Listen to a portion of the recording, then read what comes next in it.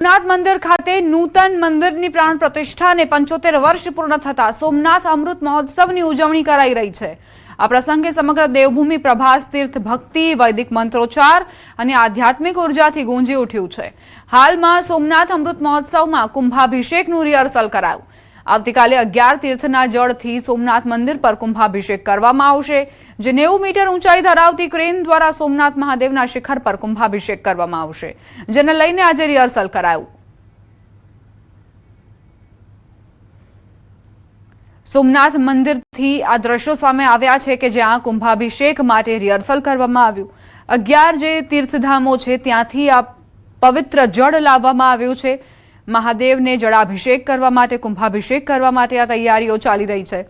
અને જ્યારે પ્રધાનમંત્રી મોદી આવવાના હોય, કેમ કે સોમનાથ ટ્રસ્ટના ચેરમેન છે પ્રધાનમંત્રી મોદી, અને તેમના હસ્તે જ્યારે પૂજન અર્ચન થવાનું હોય તો અલગ જ ઉત્સવનો માહોલ સોમનાથ નગરીમાં જોવા મળી રહ્યો છે। 3 મહિના પહેલા પણ પ્રધાનમંત્રી મોદી આવ્યા હતા, જ્યારે 100 વર્ષ પૂર્ણ થયા હતા સોમનાથ મંદિરને, અને હવે ફરી એક વખત પ્રધાનમંત્રી મોદી આવી રહ્યા છે।